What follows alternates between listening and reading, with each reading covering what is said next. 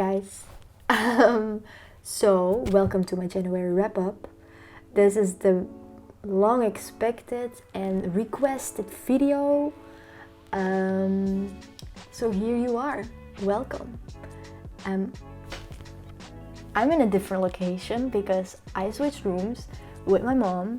So now I'm in her room and all my stuff is here now. So I just moved. Okay. Just for all those stalker girls out there who are like going to ask me stuff. Calm down, huh? Okay. So I read 3 books this month and my 4th is almost finished. It's only 50 pages and it's the 30th, so it could be finished today or tomorrow. I'm still going to include it in this video though because I'm not sure and I'm just going to try to finish it this month, so I'm not lying to you guys. I haven't read anything on my e-reader, my beautiful e-reader, so you won't be seeing any books.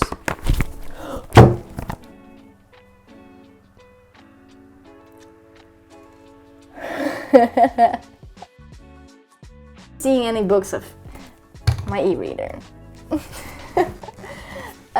If I'm looking this way, my Goodreads is on here, so I know exactly the rating of the books I gave for these books, because I simply don't remember. I don't even remember the author of my books. I'm sorry. Or the main character.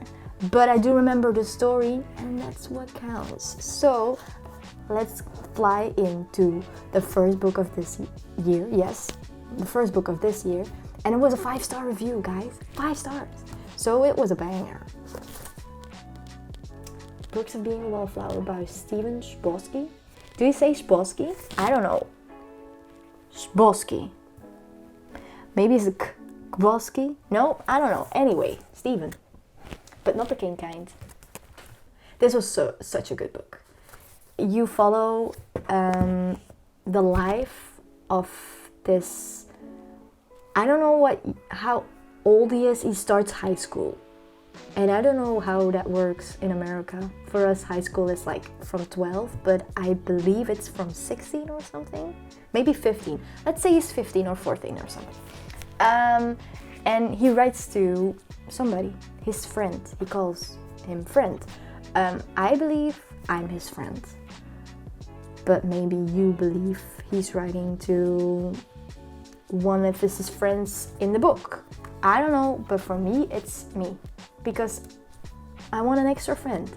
And especially this guy. He is so amazing. What's his name? Charlie. What's his name? He's my friend.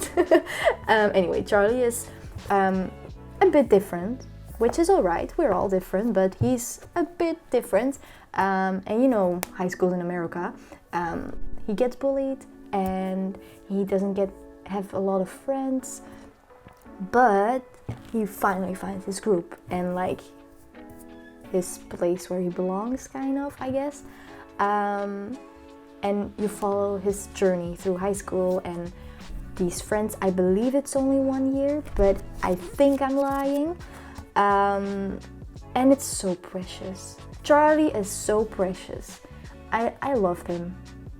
Yes, I'm going to say it. I love them. Still, Charlie, call me. I miss you. This was an amazing book. I have my Goodreads open, so let's read what I wrote. So, there's not a single page I didn't like in this book. True. It's always engaging. I love the story. I think Charlie is such a precious human being. As I said, he's so precious. Charlie, you're precious. He's flawed and makes mistakes, but we all do. That's true. He is really like... There are sometimes I read like chapters and pages and I was like, oh Charlie boy, you better don't do that. Like why? Why did you do that, boy? But everyone does that and I loved it. I loved reading and saying like, oh Charlie, oh boy, no. But again, we all make mistakes, and that makes this book so amazing. It's an amazing book to start the year with, basically, for me and for you too, but then you have to wait a year. So I'm doing this different thing. So every time I show you a book I read, like Books of Being a Wallflower, I'm going to recommend one book, maybe two, maybe three, or like 17 books that I think if you read this already, because I'm aware I don't read like a lot like some people, because I'm aware I read books that people already read and maybe you just are looking for a new book to read. So yeah, here we go. For example, now I read this one, Perks of Being a Wallflower, and if you like a book like that or like a story like that, I would recommend either The Humans by Matt Haig. This is also pretty quick, fast paced, and it's about someone learning ways of people. Would definitely recommend this one, just on its own, but also just for in the same area. It really is around the same kind of story, but also a lot different. So I would read it. If you like The Perks of Being a Wallflower, would definitely read The Humans, or Looking for Alaska. I know this isn't in a high school, but in college. But I got this vibe with the friendships and stuff. It really is a close-knit friendship and history, but it's not the main focus of it. The main focus is the friendship, and that's why I think you will like this if you read The Perks of Being a Wallflower. Then my second book of January and of this year is In Watermelon Sugar by, and now I have to look inside, Richard Brautigan. This book, wow. First of all, if you recognize the title, that's because Harry Styles' Watermelon Sugar, the song, he read this book and wrote the song. So this was his main inspiration. Wow. This was his inspiration for Watermelon Sugar. And now this song has a different meaning for me. So I would recommend reading this. I gave it a 3.7 because at the end, some things the author wrote, I wasn't really like, it wasn't necessary in my eyes for writing it. It didn't really give a lot of extra to the story, and it was like pretty offensive. So I don't know why you would do that, because it was definitely like 4 stars, 4.5, but because of the last, yeah, not the very last thing that happened, but one of the last things. I read this book very fast because these are the chapters. It's about 150 pages, but it reads like 50 because it's just so fast paced. The story is very easy to follow, yet I do feel like I'm stupid. I'm too stupid to like get the deeper meaning. Maybe there isn't like a deeper meaning, but yeah, I don't know. It's a very good book. I would recommend it. Even though something happens at the end that I was like, why? You could do something different, but still, it happened. Also, really ends on a like off note. It's just like that was the last chapter, and you were like, okay, why was that the last chapter? It's weird, but still, I do believe it's kind of the intention of the author of this book to make it weird. It is meant to be weird. It created such a beautiful world in my head, and every time I think of the book, I just think about the world where it happened, and not even about what it was about. So you follow basically one person, and he tells his story, his daily life in Watermelon Sugar. That's the town of this book. And it's also called In Watermelon Sugar. Not just watermelon sugar, but in watermelon sugar. And they are like addicts. They are addicted to watermelon sugar, which is something they make from watermelons. And they make everything out of watermelon sugar. So their bridges are made of watermelon sugar. They eat it. Everything. It's very weird. And it's such a cool way of looking to a society, not just like a society we know, because as far as I know, this isn't an existing place. It's beautiful. Feel like there's something I missed, or maybe I should just read it again. On the blurb on the back of the book that it's about the counterculture, I believe. Or no, it's set in, he wrote it in the time of the counterculture generation. So it was basically like anti-everything, anti-government, basically anti-government and all the rest. Anti-society, anti-every rule that ever existed so far. Also, it looks like it's summer. What the... Actually, nice, I love this. Anyway, and I do really get it, that this is why this is written in that period, and it really explains a lot of the writing sometimes. There are still a lot of things I got through, like reading between the lines, or it's very subtly explained.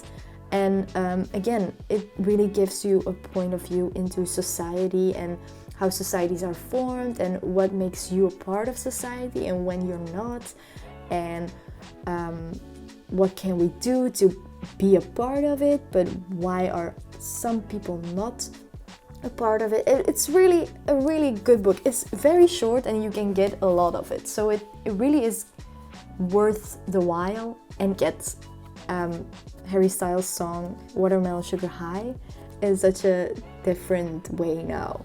It really is a high, and there are low points or darker points in society, like in history. That's really explains a lot in this book. You get a lot of flashbacks kind of times before In Watermelon Sugar was like this amazing place to be. If you like reading stuff like that, I don't think a lot of people read In Watermelon Sugar, but if you have and you like stuff like that, I'm going to recommend like one of these classics. I think my favorite classic, I'm not sure, but it is 1984 by George Orwell. George Orwell. If you haven't read this, I'm sorry, but drop everything and read it. It's such an amazing read about society. That's why I picked it, because I think you set like a few steps back and you can look at this society in this book, but also in the society in Watermelon Sugar, and you just you start looking at our own society and try to project like, okay, so what are we doing? What is the same? Or what is the author maybe trying to say, like, be careful for this or whatever. And especially in George Orwell's 1984, it's like one of the main points. I think this is a fundamental read for people in this day and age, I think. Definitely read it if you like dystopian reads. I would, but this is not a reading vlog for George Orwell's 1984, but yes, definitely read that if you like In Watermelon, or the other way around, if you like 1984, because I believe more people have read this. I think it's interesting to read In Watermelon Sugar afterwards, to get like two different kind of way, because this is dystopian, but this kind of feels like utopian, which is weird why I put them next to each other, but you have to read between the lines with this one, and this one is more like, well, this sucks about society and you have to work about it. And this is more like, oh my god, everything is alright, but you know stuff is not good or not alright. Anyway, off to the next book of this month, and oh my god, I have to, yes, 4.6 stars because it was amazing. The book of this year is Cinderella is Dead. And she is dead. She was dead for 200 years.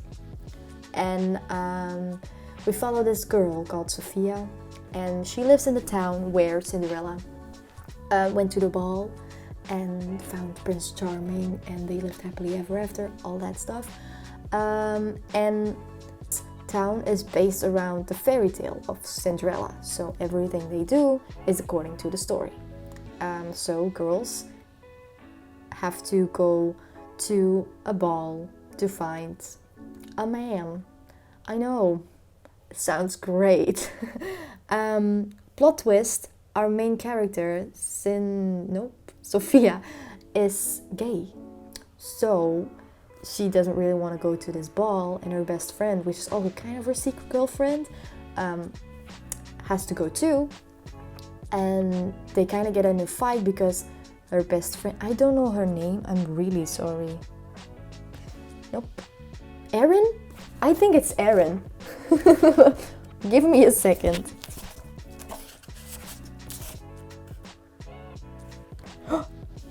Erin, I'm right. Okay, so her best friend Erin is also her kind of secret girlfriend, and they have to go to the ball together, but yeah, so they're in love with each other. Why should they find a man? And our main character, Sophia, wants to run away. But Erin is more like, no, I like to be alive, so I'm not going to run away. I'm going to find myself a man.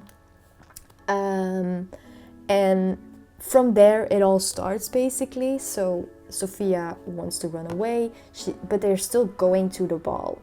And it leads up to this whole adventure of Sophia running away from the ball and meeting people and getting more in touch with Cinderella's story.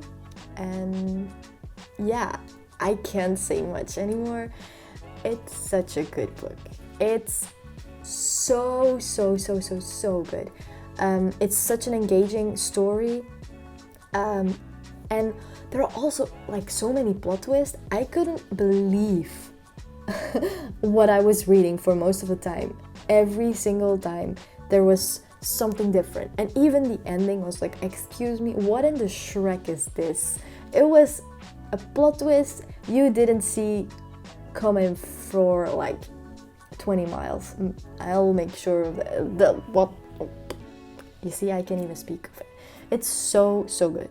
It's so adventurous and engaging and emotional, and yeah, definitely would recommend this. Really like twists and turns on stories we already know. It's such a great concept of like, we all know Cinderella's story, but because of this book you start to rethink it, and it's amazing. Would definitely recommend. But if you already read this, which I kind of doubt, but maybe you did, you should read either one of Alana's books. I think this is middle grade, but it's so good. I love reading this. It's a series. I read the first 3 books of the 4, and I'm planning on reading the 4th this year. Anyway, these books also give so many adventures and strong female protagonists. Yeah, so that was even a link I didn't think about before, but definitely, yeah, would recommend. And also good representation. I feel it's good representation of LGBTQ plus characters. So the 4th book I read in January, or like about to finish in January, it's still the 30th, so I have time, is All the Lonely People. title on its own is like so inviting to read to me. Also, it's yellow. I have to. I don't know if you can see it pretty good, but this is beautiful. It's a beautiful cover. Anyway, we follow this guy named Hubert. Hubert? I don't know how to say it in English. My Flemish ass wants to say Hubert because that's the French way of saying it. But anyway, Hubert. He's a Jamaican man and he is part of the Windrush generation, I think. I think I'm right. So it's in the 60s, the 50s, right after the Second World War. So 50s, let's say 50s. And he comes from Jamaica to England to start his life there and to start making more money, getting a brighter future as he would have in Jamaica. And yeah, he gets there with full of hope. One of his best friends, Gus, is also there from Jamaica. They know each other from their hometown.